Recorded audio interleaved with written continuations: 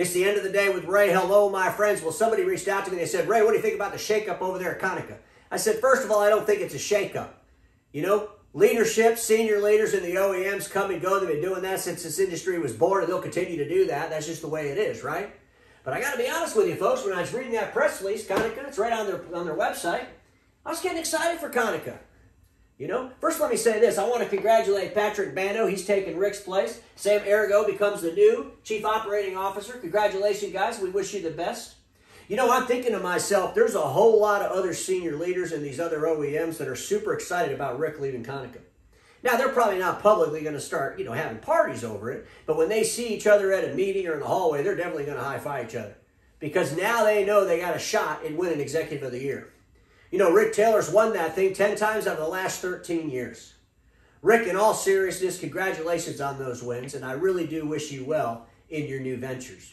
But ladies and gentlemen, I'm sitting here reading this article, and I'm getting excited, man. I'm reading that first paragraph. We're talking about digital experience as a service.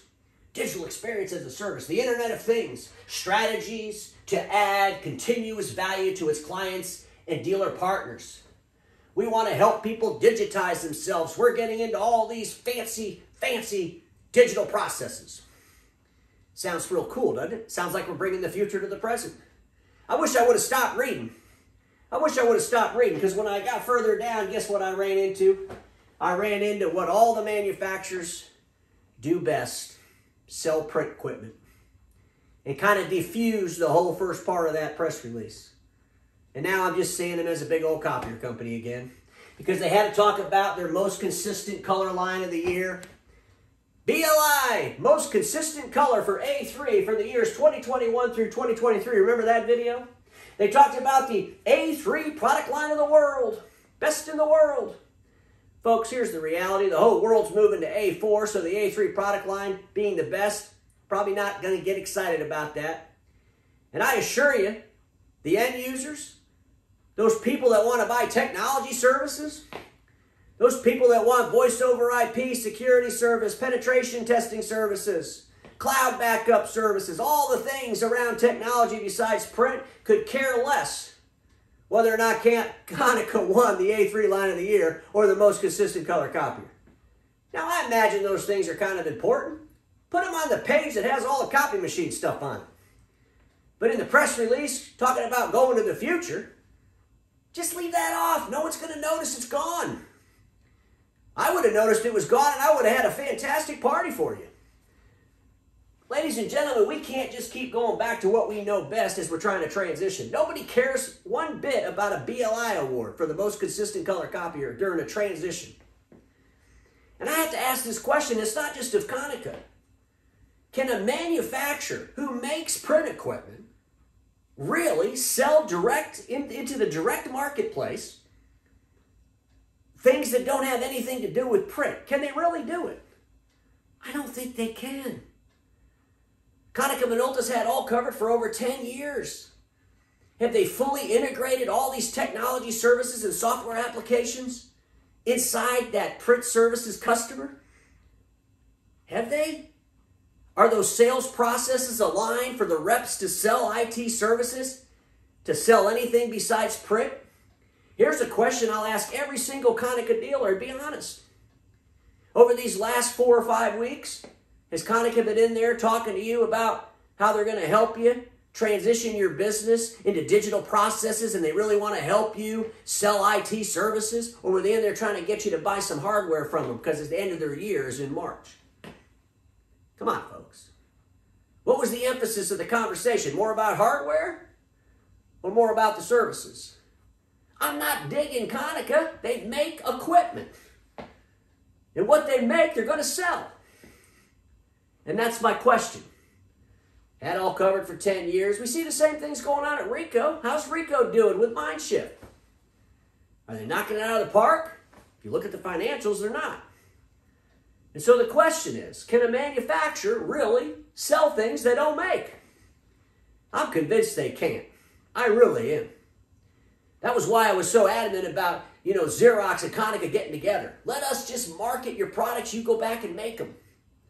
Let us take over that direct operation for you because we're not a manufacturer. We just sell stuff that other people make. know, Xerox is the largest dealer in the world. They're a $7 billion dealership. Think of them that way.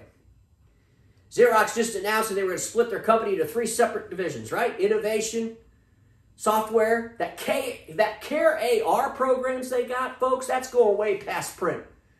Their innovation business is going to go way past print.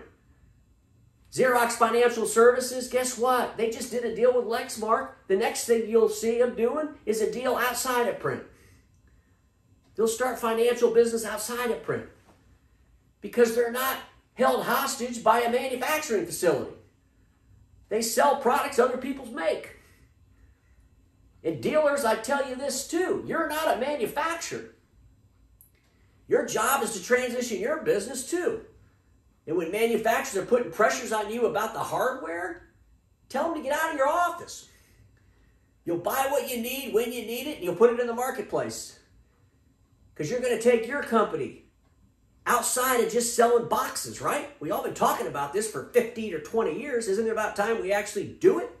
It is. And a lot of you are. But as this industry consolidates, it's going to get so painful, ladies and gentlemen. It really is going to get painful. Competition is going to tighten up. We're going to see OEMs go away. We're going to see more leadership leaving. Leadership being replaced. Outsiders coming in. New OEMs partnering with people you never even imagined they would partner with. A lot of stuff coming between now and 2025.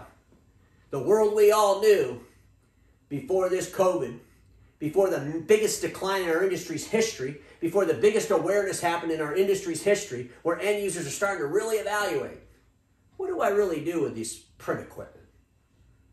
Do I really need these big machines? You see where this is going? I ask the question again, can an OEM who manufactures products really deliver direct into a marketplace things they don't make? Well, maybe Patrick and Sam can change the game, do something different, who knows? Maybe Konica Minolta will be the shining star on the hill, who knows? But one thing we all know is this: status quo is the killer. All that will be invented. Don't get stuck in status quo, and I'll see you all tomorrow.